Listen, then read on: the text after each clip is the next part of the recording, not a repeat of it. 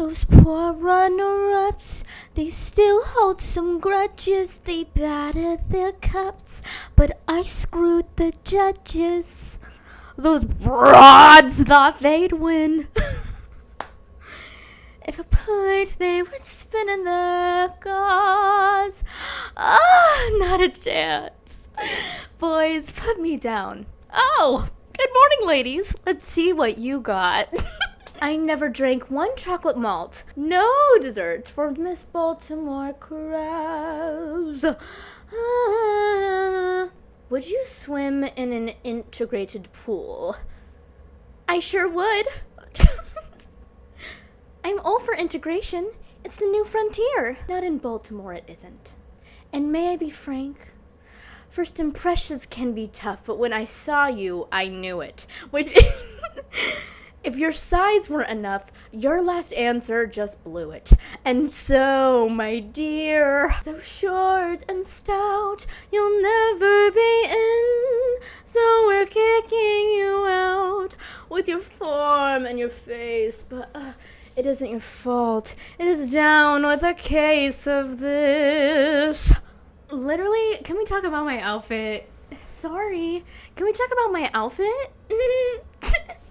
Oh, so it's giving doechi, and it's giving the Princess Diaries. It's giving if the Princess Diaries and doechi had a little baby, and it was me.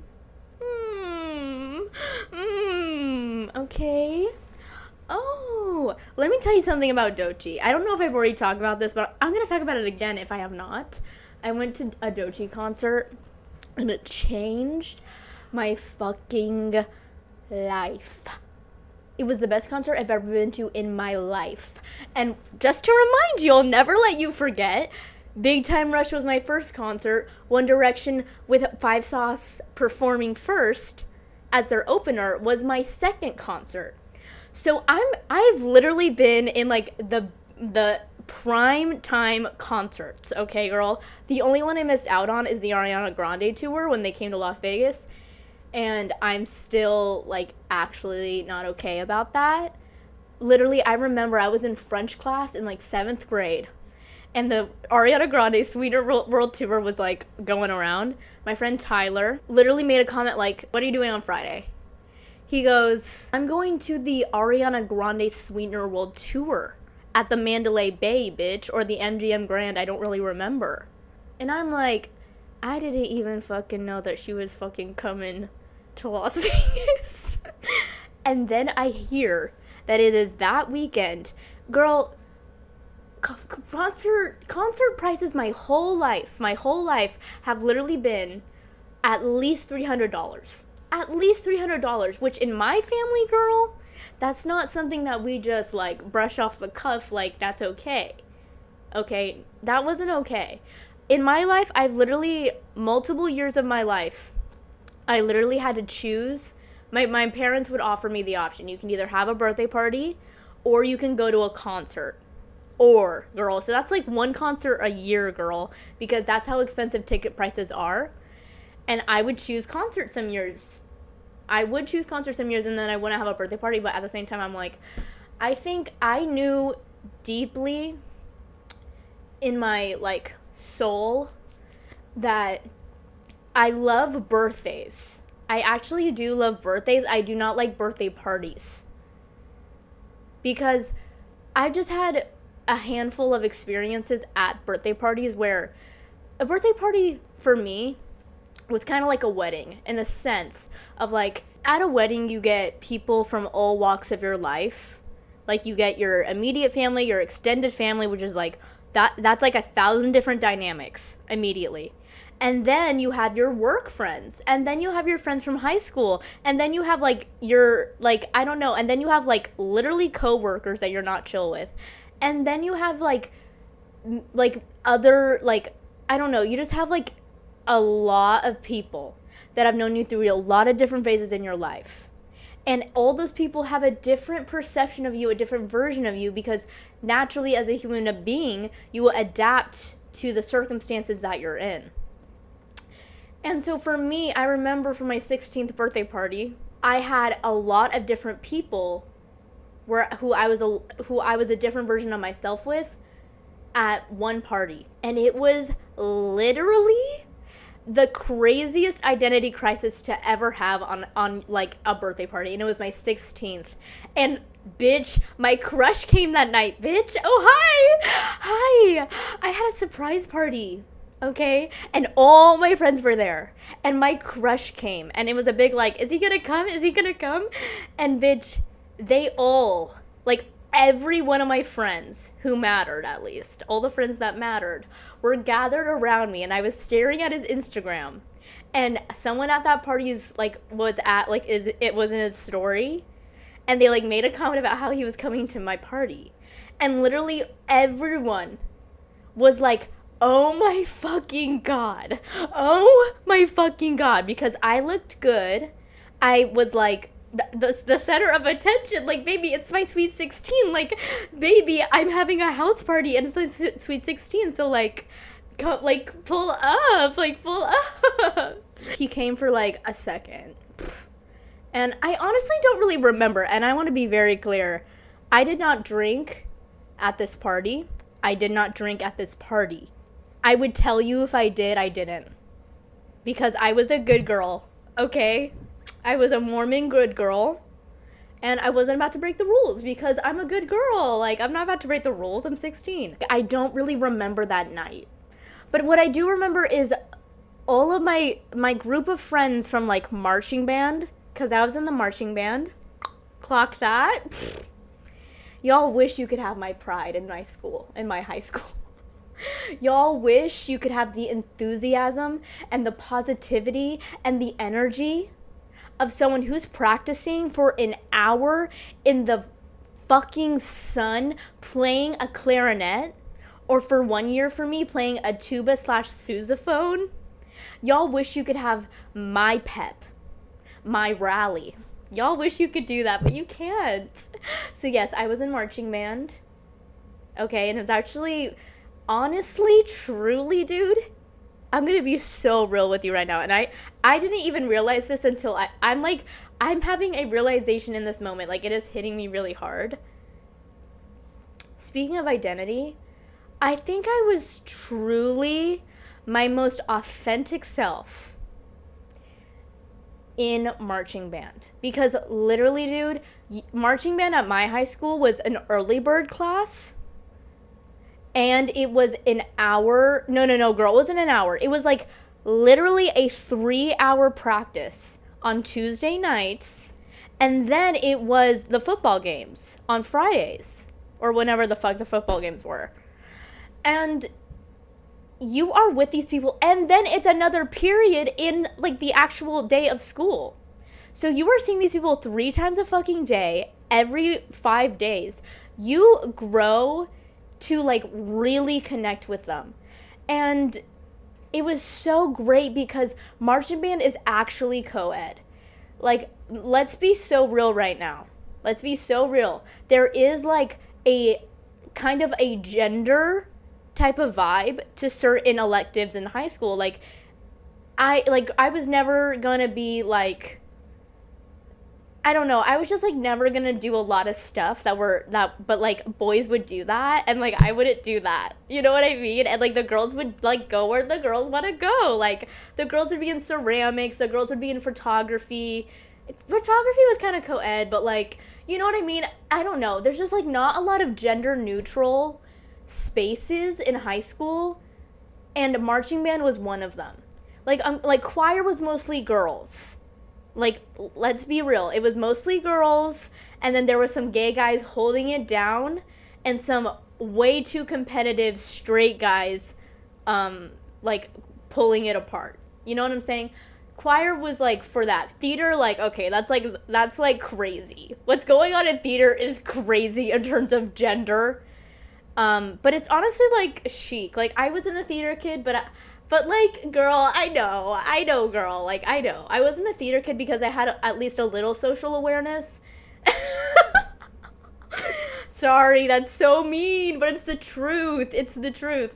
I had a little social awareness to know if I want to make it in high school, which I never did, but if I want to make it in high school, like be the Sharpay Evans of my high school, I have to be in a more gender, like, I can't be with the freaks and the geeks.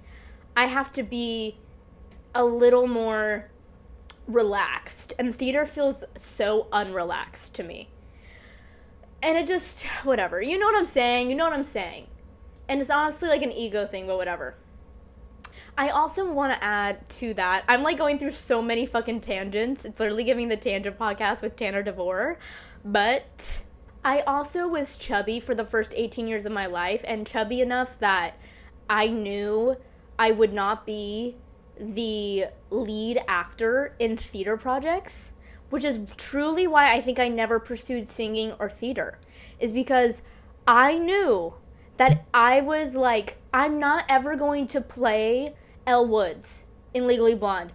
I'm going to be the girl that's like the comedic relief, or like, you know what I mean? And I care too much, and I'm so vulnerable about my singing that I was like, I don't know. It was too vulnerable for me to not sing the part that I wanted to sing. And I wanted to be the main character. I wanted to be the lead. And I just knew because of how I looked, I would never be the lead. And because at my high school, I had a high school of 4,000. And within the 4,000, I lived in Henderson, Nevada, a very suburban, like, it is ranging from, like, legit middle class, like, lower middle class to upper class girl. Like, upper fucking class. It was just such a range of neighborhoods at this 4,000 person school. And so there was a hierarchy. And there were girls who were supermodels, who were, like, good at, like, they had a vibrato and they could hold a note. And they were the leads. Because they were skinny and because they were pretty. And because of that. And also, I think I also want to add, like, at my church, there was also a girl who was skinny and beautiful and already did theater. And I'm like, if I do theater and she does theater, then I will be the chubby, like, I just don't know how else to describe it. But you know what I'm saying? Like, I will always be the, like, narrator or something like that. And I want to be Regina George. That's the fucking truth. I want to be Regina George. I want to be Sophie in Mamma Mia. I want to be, like, in whatever fucking 50s play you're doing that year. Like, I want to be the main girl. I want to be the Rachel. I wanted to be the Rachel Zegler of my high school. Because I knew my voice is worthy of that. Oh, yeah. I know in my heart that my voice is worthy of a lead role. And not even in my heart, in my mind. In my mind and in my brain, in my smart, intelligent, like, intellectually sound brain, I am that objective with my talent that I know, and my art and my skill, that I know that I have the power to be Alphaba and Wicked. And y'all bitches, and know what, that's a part of me that I don't know if anyone will ever see. But I'm just telling you the fucking truth. I'm just telling you the facts. Okay? And I knew that a girl who was less talented than me would get the lead role. And because I was chubby, which is my biggest insecurity, of course! Of course it is!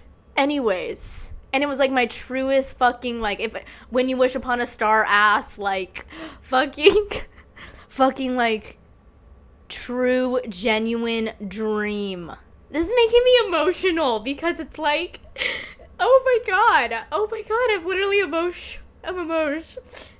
Literally, because you just think in your head, like, I let this element about me that I was, like, drag me down in my life. Like, I did not take opportunities because I was so insecure about my weight.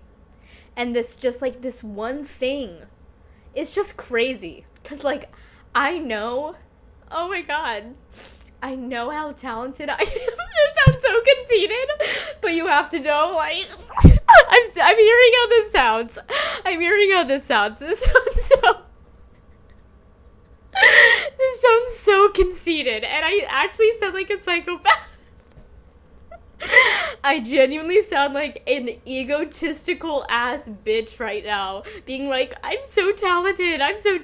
But I just love singing. And I've been told...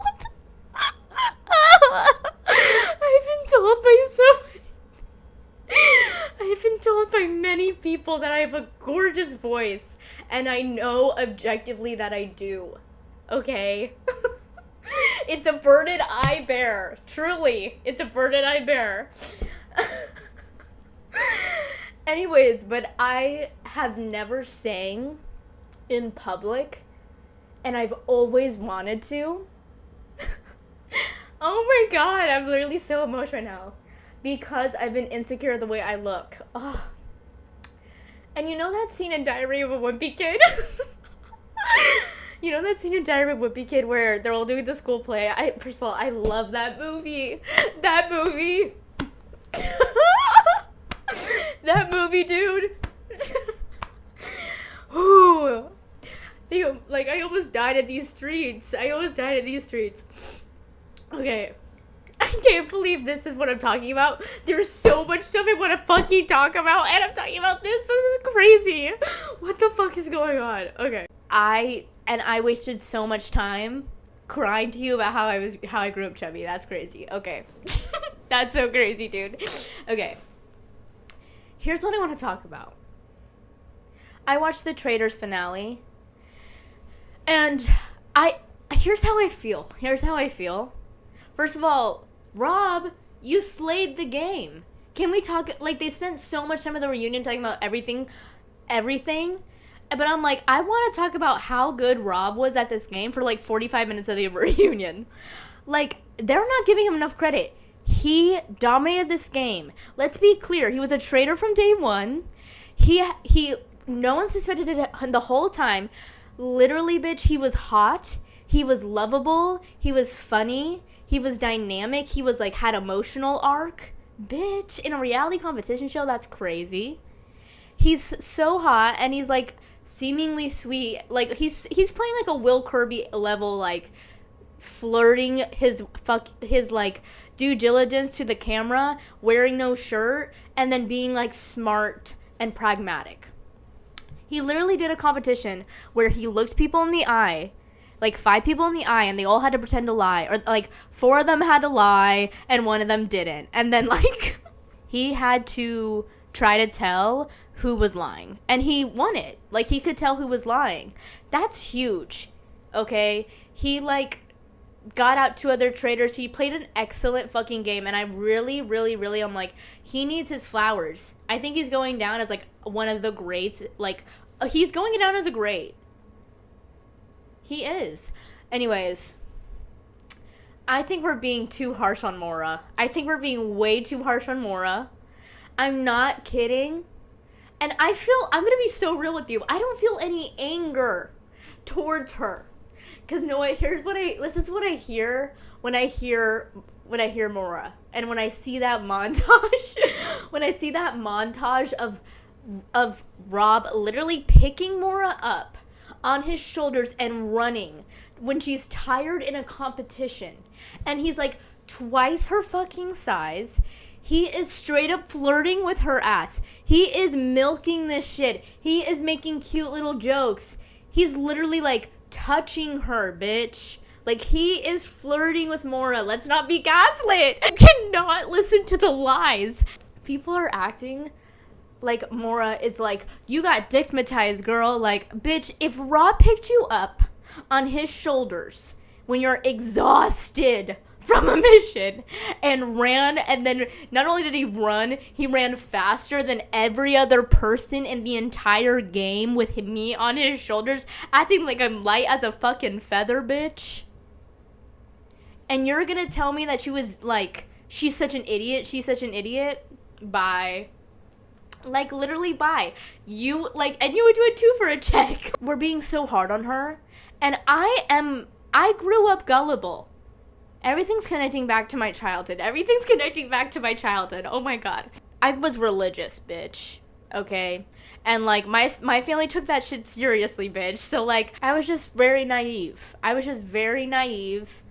And innocent, quite frankly. Like, sorry, we don't want to talk about it, but I was actually innocent for a very long time, and I kept my innocence. And in a high school, in a Las Vegas, for fucking crying out loud, in like a Mormon religion, I don't know. I had a very intense high school experience, but in a lot of ways it was just like chill. Like, in a lot of ways it was just like very chill, because I actually had a friend group in high school, and I love them to this day, because what I really found is female friendship. What I really found in high school is actually finding true female friends who I respect and love and have validated me and had deep emotional times with me and have been with me for fucking 8 years, dog. And I've been there in the moments, dog. But yes, I was gullible too, okay? And now I feel like I've grown so much once I've left a religious background. And so I know now I was naive. But she keeps calling herself dumb. I'm dumb. I'm dumb. And when you're gullible, it's out of like innocence. Like, I don't know. Like, you know what I mean? And it's just like, it feels like everyone knows something that you don't. And it's such an isolating feeling, and it's so embarrassing because it's so uncool. It's so uncool to be gullible. And like, there's nothing you can do about it. There's nothing you can do about it. And everyone thinks that you're a loser. Everyone thinks you're a loser because they're talking about sex and interesting things, and you are like not even aware of those things. And it's so embarrassing. It's so embarrassing. Okay. So I just feel bad because I'm like, Mora trusted him, and he was like, I don't know, like, bitch, I don't know. I just like relate to Mora because I'm like, if I was in that castle and Rob was doing what he was doing, like, bitch, I would believe him too. And I'm not even someone who even likes men at all. I don't like men at all.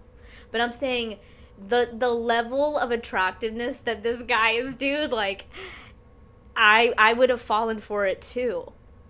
And it's just like, she's not a bad guy for believing someone, okay? That doesn't make her a morally bad person. In fact, if anything, it makes her it makes it more sweet to me. I'm just like so relating to her, girl. And like, I don't know. I don't know, man.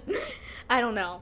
But by the way, she's the most gorgeous woman ever. She is a white woman who understands the power of a wig, which not a lot of white women are tapped into that. And I'm not even tapped into that. I don't own any wigs. I just haven't really had the opportunity, I guess. And I've just had to use my own hair to get where I am in life. But Mora understands the power of a wig. It's powerful. It's powerful. It's touching. And it's interesting, and it's flawless. It's gorgeous. Like, I'm sorry, Mora is literally the most beautiful person in the world. She is so gorgeous. And she has incredible taste. She has incredible taste. And she's fit as a fiddle. Like, I don't know. She's gonna be just fine after this. I just feel bad because she is so ashamed. Like, that's how I feel. I feel like it's literally venturing on, like, they want her to feel shame for not knowing that Rob was a traitor. And I'm just like, girl, it's okay, girl. It's okay. I understand. By the way, Donna. Hey, Donna. Donna is literally so real, dude. Like, I love Donna. I love her. And I know, like, everyone loves her. I love her in a real way. Like, y'all, everyone else is like, oh, she's sweet and she's like real. No, I love her in like a true, like, I see who you are. I know who you are. Like, I know you, Donna. I'm literally gonna put me in a straitjacket and put me in a mental hospital because I'm like, I know Donna, but I know her. She's the women I grew up with in my life, but she's like an actually good person. You know what I mean? And I love that. I just like the way she reacts to conflict, as specifically what I'm talking about. The way Donna reacts to conflict is like exactly how the women that I grew up with reacted to conflict would be like this. They're like, oh, like it's just like the uncomfortableness, you know what I mean, the uncomfortableness with conflict. And she's like, oh wow, they're really going at it, you know what I mean. This is all with her facial expressions. I'm reading her mind. But I just totally feel you, Donna. I feel you. I understand you, Donna. I think Candace was going really hard. I think Colton, let me tell you something about Colton. Colton has the best media training. He has the media training of a sniper, of an American sniper. I'm not kidding. He has practiced his responses. I'm acting like I know who he is. He practiced his responses to any and all questions like a lawyer before coming on this show. Like, he literally reacted to every single thing like a true government spy. It was just so rehearsed, you know what I mean? It was, and that's how I feel in my soul. It was just so rehearsed and just so like, what is the best PR for me right now based off everything that I'm gonna get accused of? That's how I feel. Let me tell you something about Lisa Rinna. Lisa Rinna is doing something very smart. It makes me emotional again. She's doing something so important, which is she is establishing herself as a human being, as a successful woman who has claimed her power, girl. Who has claimed her power. She's establishing herself as a true icon and saying, I was not just a housewife. I have had a long, lustrous, iconic career, girl. I first was aware of Lisa Rinna when she was the mom in Big Time Rush. And let me tell you something that I clocked even as a tween watching Big Time Rush, because you know I've watched every episode multiple times. Whenever it was on Nickelodeon, I'm watching the show because I'm in love with every single member in a different way, because all of them have different facets to them and I'm multifaceted. Sorry. And I knew watching that show as a kid, when Lisa Rinna stepped into the frame, like in the TV show, in the episode, James is like, oh, my mother is like intense or whatever. Not intense, but like my mother's like wants me to be perfect type of vibe. And it's like very played up before Lisa Rinna is ever on screen. And so it's like the tension's building. And then Lisa Rinna comes on screen, and there's like literally like a shining bright light in a door frame, and she's in the center of it, and she's in heels and like a bodycon dress, and her hair is the classic Lisa Rinna cut, and her face is glossed on. Her face is glazed on like a donut in terms of her mug. Her mug is a glazed donut. She's okay. And I knew in that moment, I'm like, I don't know who this woman is. Like, I know she's James's mom, but I don't know who this woman is, but I know that she's an important woman. I knew that. And she was very funny on that show in my memory. Okay. Okay. And since then, I actually grew up watching Real Housewives from a very impressionable young age, and it really has defined the woman that I am today. But then I did see her from a very young age on the Real Housewives of Beverly Hills, and I saw her. Once again, we're talking about identity today. We're talking about identity. Okay, I saw her as a woman on a reality TV show, but I saw I saw Lisa Rinna, the human being, okay, not James's mom, not an actress that I see in Little Things, no. I saw her as a human being talking about her job, talking about her acting, okay? And I saw her as a multi-dimensional person, because that's what reality show does. It shows you their personal life, their struggles, their contentions, their like enemies. It shows you all of that. And so I really got to see who she is as a mother, I saw who she was as a wife, as a sister, as a brother. You know what I'm saying? Like, I saw her as a friend, And as a bitch, I honestly saw her as a bitch as well, because we all have bitchy moments in our lives. Like, I don't know. And the fact that she was an actress, like, and really showed, like, oh, this is what it's like to be an actress as a job. The fact that I saw that, like, once again, just obviously made a huge fucking impression on me. And I'm like, oh, wow. She's a real person. I felt like, as once again a tween growing up watching Real Housewives, that I, like, understood her. I just love what she's doing, and I think what she's doing is so smart. Because let me tell you something else about Lisa Rinna, okay? Let me tell you something else about Lisa Rinna. She's actually so smart. Let me say that again. She's a smart woman, okay? And, okay, she actually is a strategic woman. She's a woman who has emotional intelligence and social awareness.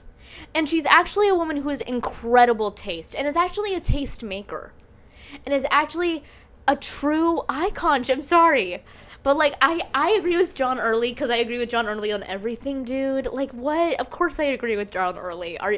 Is the sky blue, girl? Like, does Dolly Parton sleep on her back? But John Early once said, or has said multiple times actually, that gay people have ruined the idea of or the word icon, in the sense of like everything's an icon all the time. Like the orange M&M, I truly love the meme. I truly love the meme, but the orange M&M within itself is not an icon. Okay, you know what I'm saying? Lisa Rinna is an icon. And she is so beautiful. She is so beautiful. And she's, like, I don't know, I just really respect her as a person. And I just really respect what she's doing of saying, like, I am not just a housewife. She's, like, screaming it from the rooftops. She is not just a housewife. She is Lisa Rinna, dude. She just is, like, so multifaceted as a career. Like, her career is just lustrous because she understands like how to entertain. She's an entertainer. That's what y'all don't get about Lisa Rinna. She's an entertainer. Okay. Oh, I also want to talk about Amber from Big Brother on The Traitors. Literally, dude, I have not seen her work. I have not seen her work on Big Brother, but let me tell you something. The way that she conducted herself at that reunion, and the way that she was supporting and talking about Drag Race so respectfully, and saying, no, Drag Race is a competition show, because it is. Because it is, dude. Because it actually is. And she literally was like, I think Drag Race is the most competitive one. She has such, just within that statement, I'm like, that's such a respectful thing to say, and it's the truth as well. And it just means, like, she recognizes game. You know what I'm saying? And she looked so beautiful as well. And I just, like, while she was on the show as well, I thought she was such a good game player. But let me say something else about, I love Amber. I don't even know her work. I just know her from the show, but I just already know I respect her. The way you play this game as a traitor is you vote out the smart people first. Okay? That's why Rob won. And I know it's me and I just had the monologue about gullibleness, but I'm going to be real with you. He literally voted out, or the traitors. I don't want to give Rob all the credit because Candace and Lisa were honestly great traitors as well.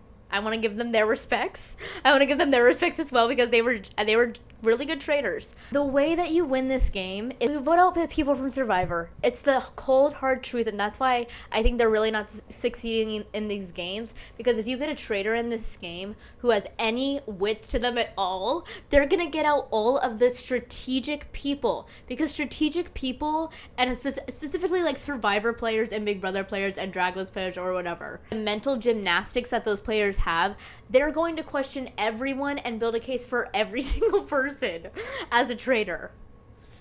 I'm so into this again. Traders gets me so into this, dude. I'm so into it. Okay. They're thinking of every possible situation, and so they're probably going to figure it out. Honestly, that's the truth. If you kept the best competitive people in that game that are like really experienced and like have won multiple games of another competition show on there, they're going to figure it out. So as a trader, you immediately get out those people, and then there's probably a few from like the non-competition ones. And when I say competition ones, I specifically mean the ones where you vote someone out. Okay? Because is Top Chef super competitive? Yes. Like for fucking realsical, I totally see Top Chef as like a cutthroat fucking like serious ass fucking show, bitch.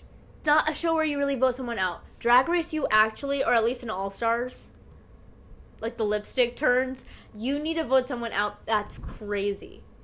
But like the other competition, like Real Housewives are not voting people out. It's still a strategic game in a different way, in a much more like mental like calculator way, which we'll get to. A mental calculator way is a Real Housewives way of playing a show.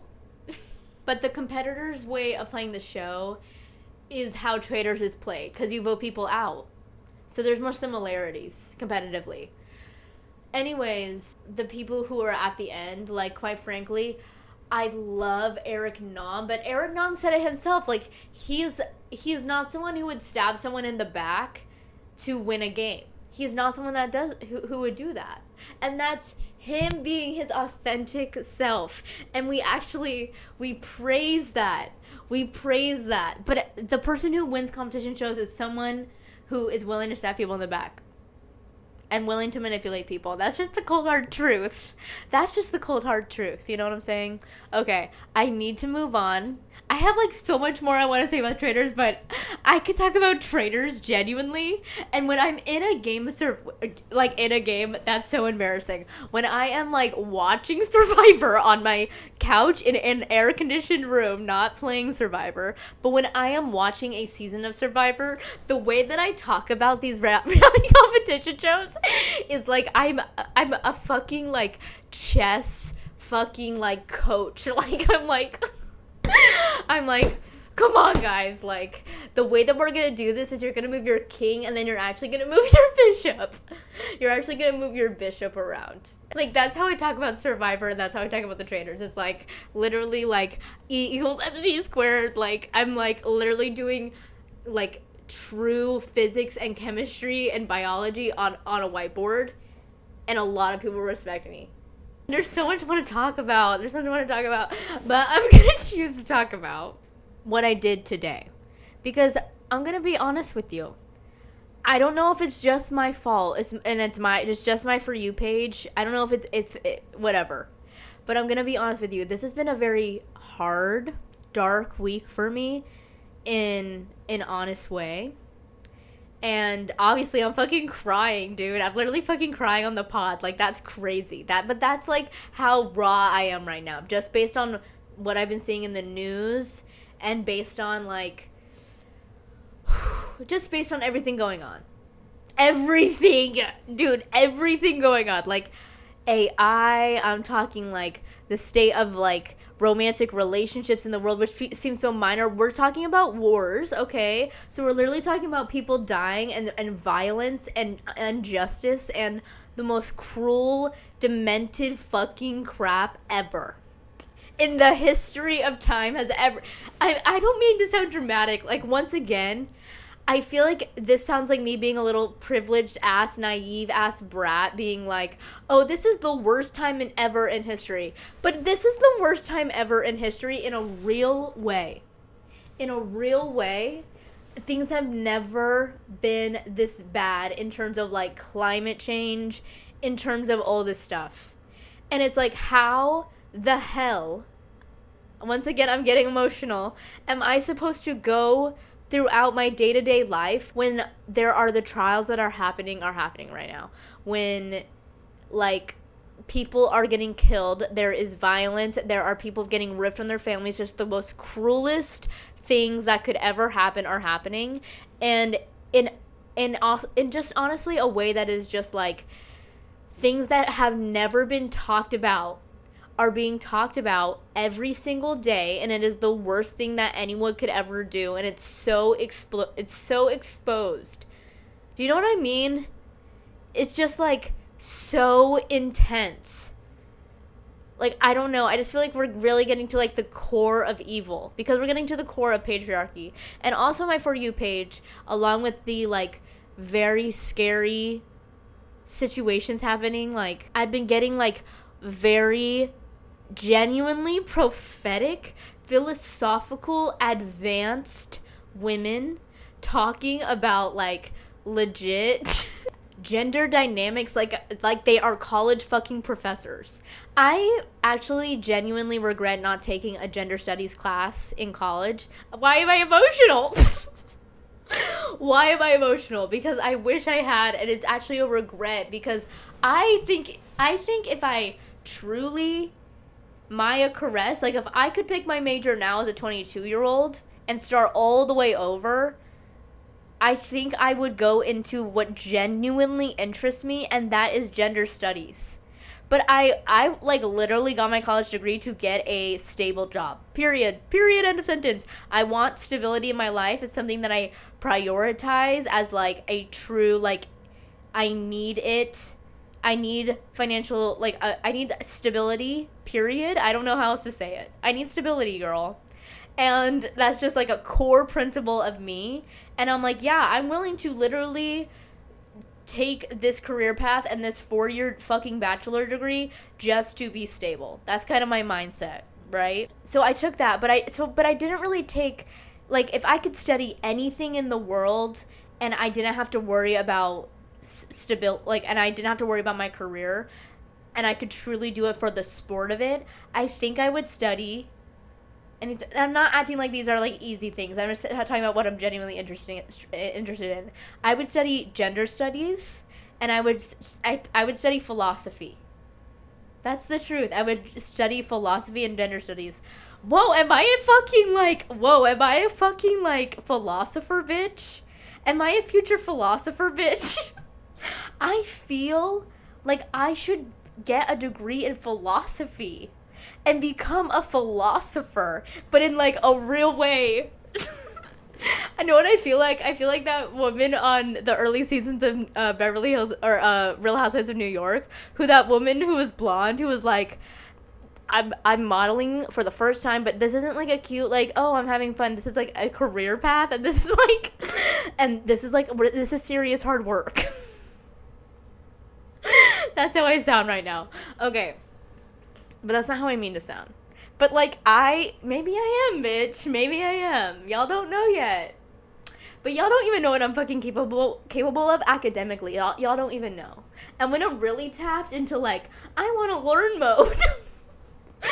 When I'm really tapped into that database of my brain, I am a weapon. I am an academic weapon, and everyone should be scared. Hey, everyone should be scared of me, because I'm actually a computer in my head. I have a computer in my head, and I'm actually a straight A fucking student. And hey, I graduated cum laude, bitch. Oh, y'all bitches can't touch me, bitch. I'm sorry. I literally feel like Issa Rae and Insecure right now, like rapping in the mirror. Y'all can't touch me. This is like the whitest version of that. Oh my god. That's so embarrassing. Like me comparing myself to Issa Rae, but whatever. It's how I feel inside, and so I'm gonna share it. Okay, I've done my laundry through blood, sweat, and tears. I had a pile of laundry that was the size of the snow mountains outside my apartment. Like literally, like, as long as there's been snow, there's been a pile of laundry that's grown and grown and grown to the point that I'm like, I don't have pants and I have to wear short skirts, which is actually kind of hot. I have to wear short skirts outside in the freezing cold because I don't have any other pants. Like, I haven't, okay, wait, this is actually bad. I hadn't done my laundry since the Disneyland trip. That was like 2 weeks ago. So it actually isn't that crazy. I haven't done my laundry for 2 weeks. I haven't haven't done my laundry for like a weekend. Like I got back on a Monday. So like a week, a weekend, and then this week. And I'm acting like I haven't done my laundry forever. That's how insane I am. Sorry. Like, I'm crazy. Bag of chips in my head. I'm crazy. Okay. But I did my laundry. Okay. I went grocery shopping. I cleaned my fucking room. And I cleaned my bathroom. And I did my big one this week. I did my big one. I'm standing in my pride. And I really had no plans this weekend. And it's been a hard fucking week. Like, in a serious way. Like, in an actually serious way. It's been a hard week. Genuinely. And I needed to... I didn't even know I needed this. I just made a plan to go to a museum. Okay? I just made a plan. I was looking at, like... I always, like, when I hear a good idea of something to do, I write it down in my notes app. My notes app is a wonderland. Hey, I'm actually... Alice in Wonderland, and my notes app is Wonderland. Oh, did you know that? Do you know that I literally, whenever I'm in my notes app, I shrink down and eat a bunch of little cakes and cookies and meet fun little characters, and I'm actually in a Wonderland? I'm being honest, because it's okay to be a little crazy. It's okay to be a little crazy.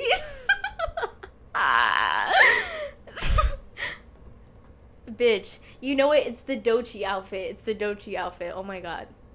Anyways, when I go into my notes app, I write down things that I want to do. I write down things that I want to do. If I think it sounds good. So I was kind of like looking through that, and I was like, oh, I haven't seen the Stonewall Monument in New York yet. Clock that. And I wrote it down. I was like, I need to go do that. And so today I went to the Whitney, and I went to Stonewall Monument. And I literally, dude, I don't give a fuck. I'm getting emotional because whatever, dude, because I'm raw and I'm real. I just saw like so much introspective, emotionally intelligent, interesting, prophetic things made by all different types of people of different sexualities, different colors, different cultures, all these things that made me really think about like society and like made me think about the big things, the big questions. And it was so like heartwarming of like, oh, not everyone thinks that what is happening right now is okay. And what's happening right now is it feels like everyone. It feels like everyone, because it feels like celebrities, and it feels like people that we don't even know who are billionaires. Like, it feels like everyone were these pedophiles. That's how it feels. These demonic sex traffickers who just are psychopaths. That's how it feels right now. And that is honestly in the what 8 billion people on the planet, that is actually a small group of people. And most people are completely horrified by those people. I sound stupid. What I'm trying to say is not everyone is that. And today when I went to these places, I was kind of reminded of humanity. And I was reminded of, like, human, like, that there's goodness. I don't even know. That's how dark it felt this week for me, is I'm just like, everything is evil and all-consuming and the worst thing I've ever heard in my life.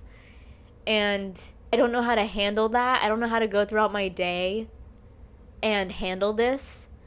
And so I literally went on the subway. There was this gay couple with 2 daughters, and right next to the couple on the subway, they were sitting down on the bench, there was this Latina with a lob. A gorgeous young woman who was Latina and had a lob.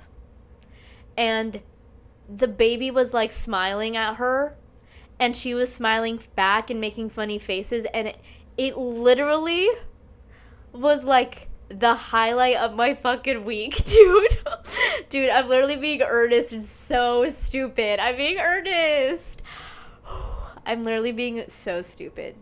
Okay. but it's the truth. It really warmed my heart, and my heart felt very cold this week, and I felt very alone.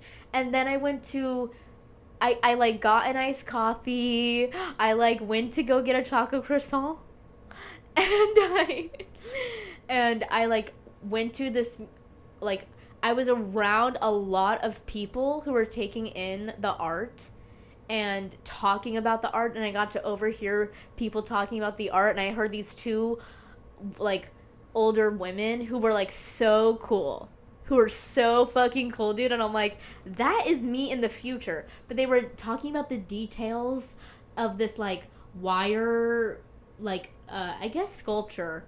Yeah, these wire sculptures. She was, like, talking about the details, and she was like, and why do you think he did that? To, like, this other very, like, same age, cool artist woman. And I was just like, yeah, why are the arms like that? Like, I was like, that is such a cool thing to witness. And I just, like, saw very provoking art, and we're so backwards that I'm like, no, we have come so far in terms of where we want to go in the forwards. You know what I'm saying? Like, right now we're backwards, and we're, like, doing bad thing, but we are capable of doing good thing. Anyway, I'm not even talking about what I want to talk about. I want to talk about the Stonewall Monument. Okay, the Stonewall Monument, I went inside, and there's a guy that opens the door, and I'm like, okay, thanks.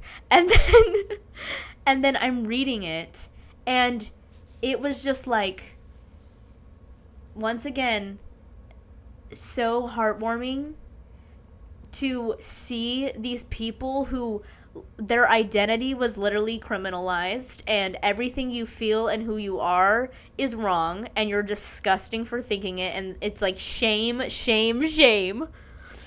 constantly. And I'm not laughing because I think it's funny. I'm just laughing because I'm being so earnest right now. They can't be who they want to be. And even in the darkest moments, they were dancing and they were full of joy. And I don't know the exact quote verbatim, but there was a quote on the monument that said, like, yes, there was lots of violence and hatred and I don't even know, like, just the worst things. There is also joy and goodness and dancing, or like, and compassion and kindness and acceptance and liberation and self-freedom, as well as the bad. And as RuPaul always says, you can look at the darkness, but you cannot stare, or like, you can, like, you should, like, look at it and be aware, and you should keep yourself aware of everything that is dark in the world, but you should also not stare, because it'll ruin your life. And you know what I mean? It will ruin your life, and it feels so unfair, because it is unfair, and it is wrong, and it is so fucking cruel that there are people who have been tortured in every possible way. The correct thing to do is not what's being done. And so it is unjust, and it is terrible. And so what we can do, we need to focus on what we can do instead of just staring at the darkness. What we can do is, there is midterm elections, and we can vote for a Democratic Senate, and then we can use that Democratic Senate to impeach Trump for the many things he has done that have truly wrecked and destroyed our country. And if we impeach him, then he can be arrested, and he can not be the president anymore. Because if this is the worst thing is ever are happening right now, then we can't handle another year and a half of this. I literally don't know. I don't know how there isn't a flow from this ebb. You know what I'm saying? So there is balance in the world. I was also journaling today at this Italian restaurant. I was eating spaghetti, and like, I would take 2 bites, and then I would journal, and then I would take 2 bites, and then I would journal after I went to the Stonewall Monument and the Whitney. And it was so fucking good, dude. The pasta was so fucking good, dude. When I was journaling, I was like, there is balance in the universe. There is a yin to every yang. Truly, for real. Like, I'm not playing games. There is actually a yin to a yang. And there are lows so that there can be highs. And there is steps back, but there are steps forward. And that is how everything works. Is there's equalness in what happens. There is joy to, I don't know, like awfulness. And so everything is so bad right now that, quite frankly, it can only get better. It can only get better, or it's gonna end. Like, that's literally the only that's literally the only things that could happen. I'm not even saying that in like whatever. I'm literally saying that as a fact. Either everything can end, or everything can get better. And I genuinely think, because I'm not a religious person and because I think the universe does have a plan, that it won't matter if it ends. Like, if it ends, it's like, girl, we're gonna end, like, whatever, girl. But I don't think it's gonna end. I really don't. Like, I genuinely don't. I think we're gonna continue, and I think we are going to come back from this. And I don't know. The Bad Bunny performance of the Super Bowl is giving me the same vibe as what I'm talking about right now. That's why I cried watching it, is because I'm just like, there is a cool future ahead with like expression and self-identity in ways that we've never talked about, and just like coolness. There's just like cool, interesting stuff that human beings have never achieved yet, and we can go back to that. And we can go to a future with equity and equality, and no more bigotry, and no more patriarchy, and no homophobia. And we can be free, and we can live in a world where we don't have to. Love is love, dude. Where love is love, and you can be whoever you are, and there's no judgment. And there's always going to be social politics, but there is justice in the world. We can get there because we've come so far already. You know what I'm saying? Do you feel me? I feel like I'm a pastor at a Christian rock church or something. Do you feel me out there? Okay. And I know the future and where we could go, and we could go like so forward thinking, and we can be like so expressive, and there's so much interesting creativity and like true like spiritually connected stuff out there, and we've come so far as a species, and we can get there. And seeing this art reminded me of that today, and seeing that interaction between the baby and the Latino with the lob reminded me of that today. I saw like a really great video that they play about like the Native American like culture and how they see gender and how they see like sexuality and all these things. I was also in student council in high school. And what are you gonna do about that? I was in marching band and student council. Can you tell?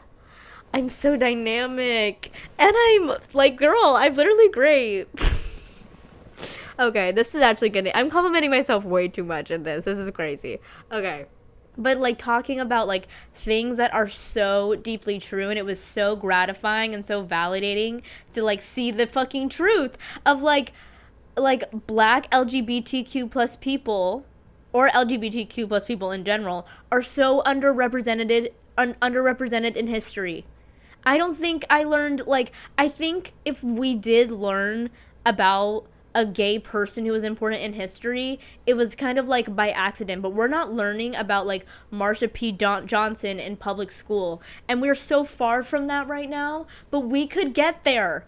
Like, we could get there. I feel like I have Sesame Street on my back right now, and I'm literally crawling to a better tomorrow, and I'm like, guys, we can do this. Like there's a Mr. Rogers in there, you know what I'm saying? Like, there is goodness, and there is equality, and there is equity, and there is like compassion and evolution and like self-understanding and just like more interesting fucking shit than going over like black and white fucking yin yang type of good and bad.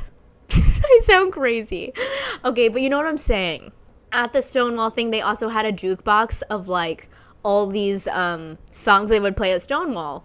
And the context of Stonewall, if you didn't know, I'm not gonna be perfect because the only thing I know about Stonewall is this monument, which did a pretty good job. But I'm like, I don't know the like ins and outs of what happened, but I also know the Drag Race comment of like, I remember the people who died at Stonewall. Like, knowing about Stonewall is so important. And then the person being like, no one died at Stonewall. I obviously know that, okay, because I'm a pop culture fanatic. But that's kind of all I know, which I should genuinely watch a documentary this week about it, and I'm going to. But basically what happened is like, gay people would get arrested all the time, and I'm gonna be so like general with my terms, and I apologize, but like gay and trans people and any person that was like not on like the clear traditional standards of men and women, like straight man, straight woman, was like arrested, right? And so for just expressing that in any form at all, in any slightest way. And then the Stonewall was like this place that was like really like a garage, girl, like a literal garage that would be a safe place where like it was like run by the Italian mob, which by the way, that is so chic. And by the way, that is what I'm talking about in terms of like, we can work together. We can work together to create important spaces. I feel emotional again. We can come together about like different cultures, and even though it's a little risky and even though it's technically fucking illegal, but it's unjust, we can work together to like lift each other up. You know what I'm saying? But it was run by the Italian mob, and so they would know if the police were coming. Once again, so chic. It's like literally Sopranos. It's like literally giving Sopranos. I know nothing about anything. Okay, chic. And so, like, that was a place where they could just be themselves. And I was looking at the jukebox that they have at the monument, which is such a cool feat. And it tells you, like, the playlist of what they were playing at the time. And literally, I was thinking of, like, being at Stonewall and, like, being, like, a person who, like, has had shame for years and, like, literally, like, and just like seeing like, I don't know, a person who doesn't know who they are yet go into this set, but knows they're different, you know what I'm saying, like, but knows like they're not straight, going into this and seeing people who are so realized and seeing people who know themselves and support you, and everything you've been told is bad is actually okay. It is okay.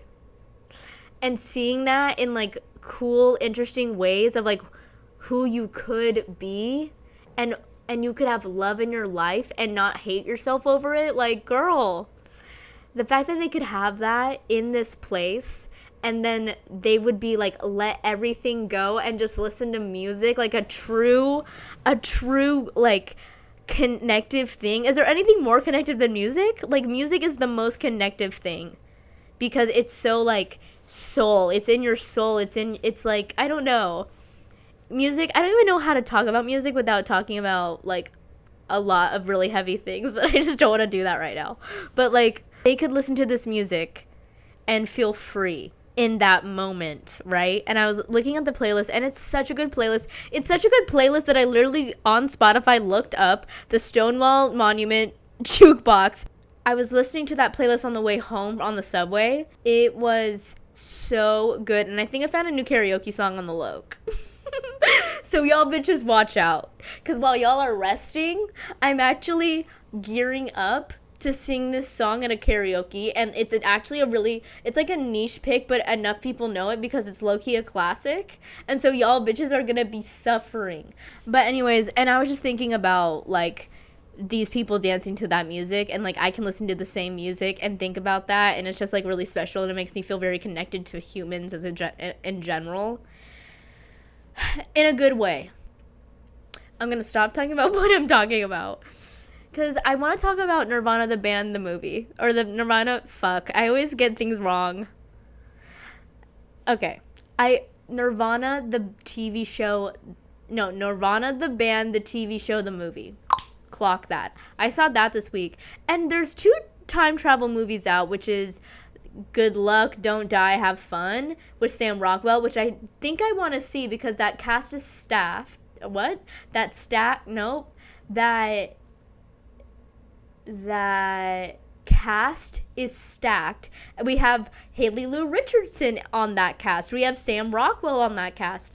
And I think we all know where we were. I think we all know where we were when Sam Rockwell gave that speech on the White Lotus. And by the way, I just want to say something to make it clear. Sam Rockwell giving that monologue, the moment I heard it, as every word he said, I literally was like, I know exactly what you fucking mean, bitch. Anyways, I saw Nirvana the TV show. Nope. Nirvana the band, the TV show, the movie, and it was so good. And literally, I want to watch the show, but I cannot find the show. I'm so upset. And if you know where the show is, can you let me know? I live in America. I live in New York. So anyway, I will buy a fucking DVD player and buy the DVD. Like, I don't give up. I want to watch Nirvana the band, the TV show. Any way possible. Please! Like, they're holding me back. But the movie was so good, and I'm like, literally, okay, let me tell you something right now. The guy, not Matt Johnson, the other guy, he's so hot, and he's funny, and he's smart, and he's talented, and he plays piano. Yeah, he does. Y'all don't think he does, but he does. And he's actually, like, really fucking he's an artist. And let me say something else. I was watching a lot of content, so, like, I basically watched the movie. I was obsessed with the movie. I think it's so good. Go watch the movie, if you can. You won't regret it. It's a time travel movie. In the movie, Matt Johnson is like the other best friend, and I love Matt Johnson based off the movie Blackberry. And then I saw Blackberry, which was an excellent, great film. If you like The Social Network, Blackberry is like a really like funny cousin. Yeah. And it's really good. And Dennis from It's Always Sunny in Philadelphia is in it, and he gives a really good performance. Okay, whatever. And then I watched The Dirties. Literally, dude, for me, this is a movie that changed my life. I was so shaken about this movie because it's a movie that I think literally, I'm going to say something crazy. But Maya Hawke once was talking about music, and she was like, okay, basically, sometimes there are people who pluck music out of the universe. Who pluck music out of the universe, and it's just like this thing that every human being understands on an objective level, and then they put it in the form of music. Like, it's an it's an inevitable piece of art that was bound to happen in the history of mankind. That's how I feel about The Dirties. Is this movie, it captures a moment in time like a motherfucker. It captures a moment in time like Sons of Provo captures 2003 when it was, or 2004 when it was made. It's like such a moment in time.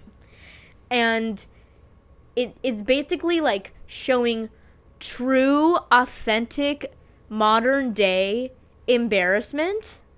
And I don't know, it's also a controversial film, but I'm just happy to have any media about gun violence as an issue, because I grew up my whole life doing gun drills in schools. Like, bitch, it's not fun.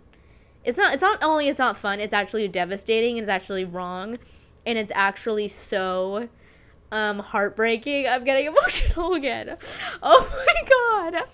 It's actually so fucking pathetic. It's actually pathetic, and it's devastating, and it's cruel, and it's wrong, and it's demonic, and it's a shame, and it's fucking the worst thing ever. Ever. So I'm like serious. It really is. And we need to stop allowing it to happen. as a kid who grew up in an environment where I constantly was like, anyone at any time could walk in and shoot me and end my life. And you hear, in Las Vegas, there was the Las Vegas gun shooting of a man in like I think like in a hotel room, shot at a huge concert full of people, and someone from my high school was at that shooting. Oh my gosh, with his girlfriend, and he ended up in the hospital from it. And it's just like, I can't believe, and he was like a high schooler. I just like, oh man, I just can't believe like that's the experience that they got on Earth, was like they barely got, had any time because of this stupid thing that we can't figure out as a species. It's so stupid. I obviously am very passionate about gun reform, and I'm very passionate that we need to ban guns. Haha, bye. That's all. Like, literally, I don't, like, obviously gun control is a step in the right process. I don't want any guns on the planet. I think we should take that invention back. I think they shouldn't exist at all. I think we should take all of them and burn them. Not burn them, but we should take all the guns and we should just, like, what should we do with them? But we shouldn't use them. Anyways, it's a movie about a school. At the end of the film, Matt Johnson's character shoots a school. He's a high school shooter. And the movie shows true physical bullying in an authentic way, in a real way. And I'm going to be so real. At my school, there was not, like, a lot of fights. Like, there was bullying happening, but, like, not in a, like, kids get shoved in lockers way. Like, there was bullying happening on technology. And, like, normal high school bullying. But, like, there wasn't, like, physical, like, kids, like, almost, like, getting beaten the fuck up every day. And, like, it's normal for, like, people to touch you. Like, that was, like, not normal. Seeing a movie about, like, from, like, less than a decade ago about, like, where that was the fucking norm. And then seeing that character who, like, was vulnerable. Oh my gosh, this movie, dude. A character who was vulnerable and trying to be creative and already knew he was an outcast. Oh my god. And already knew he was an outcast. And has one friend, and he's, like, a very eccentric person. Matt Johnson is like if Quentin Tarantino was an evil creep. Matt Johnson is like on humanity's world, there's a devil, Quentin Tarantino, and there's an angel, Matt Johnson. He's like, all the best parts of Quentin Tarantino is Matt Johnson. And he's like a very eccentric, like, funny but out there guy. And they basically, in their film class, like, make a short film, and, like, they dress up in drag and they take a risk, and they are like, and, like, he's so passionate about, like, this is gonna be cool, this is gonna be edgy, and, like, people hate the fucking thing, and they make fun of them, and, like, there's so much homophobia at that time, like, it just is this guy being completely bullied for taking a risk at school, and, he has, like, no friends, like, no girls like him. Okay, this is funny, this is so real. In the movie, it's like a mob movie where he, like, pretends to shoot guns, and he's like this guy who, like, when he thinks about movies, he, like, acts them out, and, like, has been talking about, like, no, we're really gonna do this. Whoa, it's, like, getting scary. It's getting scary in my soul. It's like the concept of, like, in your mind having a fantasy and then actually playing out that fantasy where you're a mass shooter. It's like, I just can't even begin to think about how heavy that is. It's so heavy, dude. Okay. Whatever, dude. But he's, like, talking about doing it and, like, whatever. And then he actually, like, maps out the school shooting on, like, whatever. I, like, don't know terms, but you know what I mean. Like, he, like, maps it out on a whiteboard and, like, acts it out and practices it, like he, like, did for his short film. And he's, like, super passionate about music, or about movies, sorry. And then, like, he actually does exactly what he practiced and actually kills someone and is like shooting up a high school, and it felt so based in reality. It's obviously a fictional movie, but it felt so based in reality of like that is the human experience of someone who does that, that I was like deeply touched, and just deeply like how tragic, how awful that is someone's experience, and that's how they reacted to it, is something so completely dark and evil and wrong and cruel and selfish, is how they reacted to that. And they kind of let their emotions, not their emotions, but like they let their kind of craziness take over themselves and end so many people's lives. Like, it's so dark. Anyways, I loved that movie.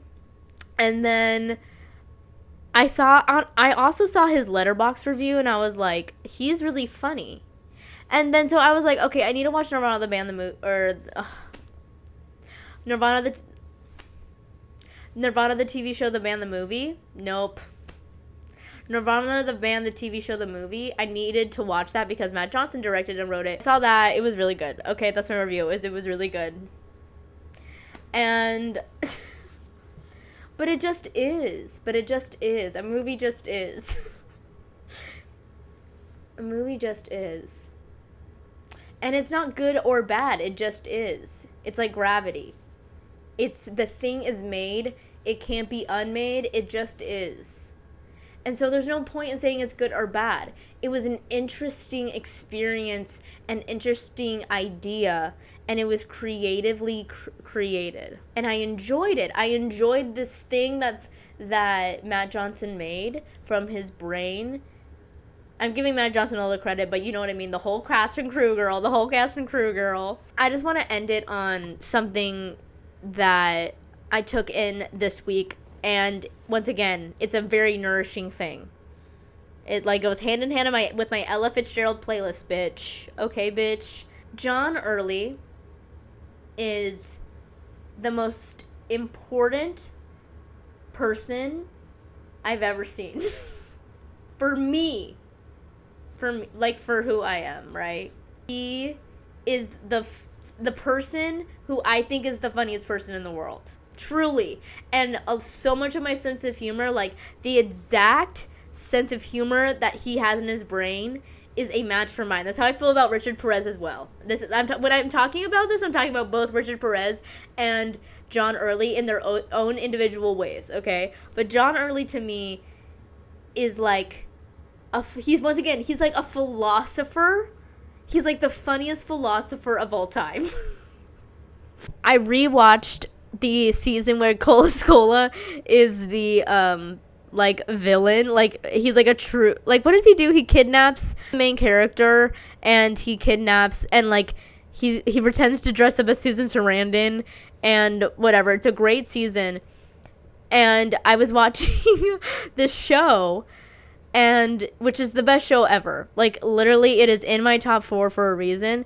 And I was just watching John Early, and I'm just like, his performance is literally my exact taste. Like, I don't know how else to describe it. It's literally like how if I could perform something, it would be exactly in the highest degree of my personal sense of humor.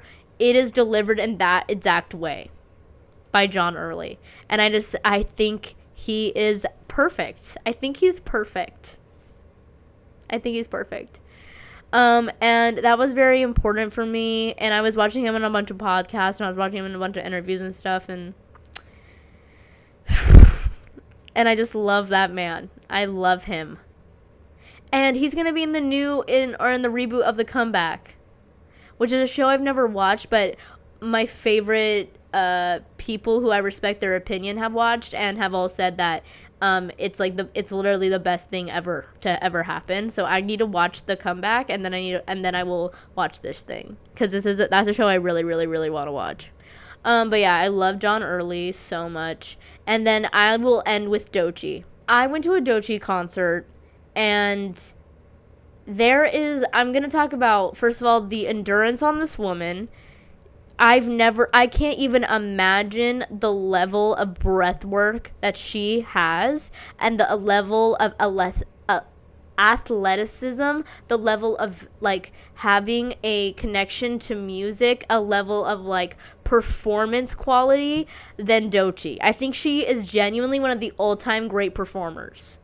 It is unbelievable, her level of performance for that long. She is like truly moving at like a radiant, vibrant level. She's literally a best of all time. Like, I don't give a like that's literally what I came out of that understanding. I'm about to sexualize you, Doechi. I'm so sorry. But I am, dude. I'm sorry, dude. It's so shallow, but I'm gonna do it. And it's actually not shallow, because I think sex is important, and your sexuality is an important factor of who you are, but whatever. Okay. There's a shot of Doechi, and it's like when you're like gearing up for the next song, and she is in a very thin, oh my god, she's like in a very thin jumpsuit. I don't even know if you would call it a jumpsuit, but it's like super duper short, and then it's gray and like t-shirty quality, and she's not wearing panties, and she's not wearing a bra, and you can see like literally every fucking curve and like fucking like follicle of her like perfect body. And you can literally, I can't believe, but it's the truth. It's the fucking truth. You could see the outline of her vagina. Sorry, her vulva. You could see the outline of her vulva. And it was like a slow-mo shot. It was like a slow-mo shot of her vulva, and then every curve of her body, and then like her face.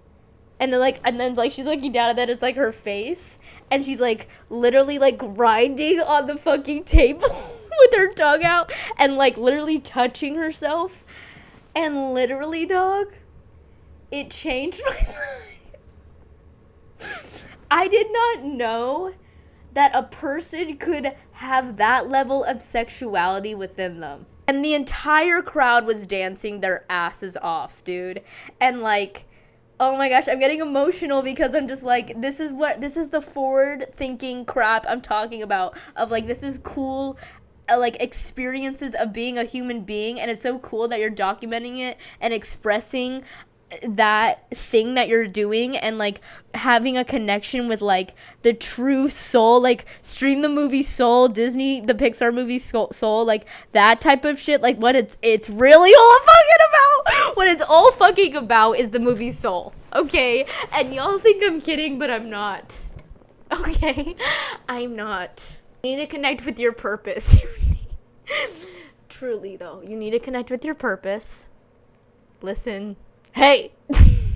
But that's just honest to God truth. And also, I literally think, once again, like, Soul is making its way into like top 4 movies, because it changed my life. And I know I keep saying like, this changed my life, this changed my life, this changed my life, but it actually goes back to something John Early was saying on a podcast he was on about Clock Watchers, which is like, he reached a level of sadness watching that movie, like, as an experience in his life, that you can never go back. You can never go back to like what you were before that. That's how I feel about everything I'm talking about. Like, this is how I'm feeling about Doechi and the close-up shot of her body. I'm literally gonna end this, and then maybe next week I'll catch up on all the stuff I actually want to talk about. Because I literally was just talking, I was just like in flow state. I like didn't even know what I was talking about. And I feel like this podcast is literally like 5 hours. Like, I feel like this is like 4 a.m. now. But it's fine if it is. Like, it's totally like whatever, dude. Bye.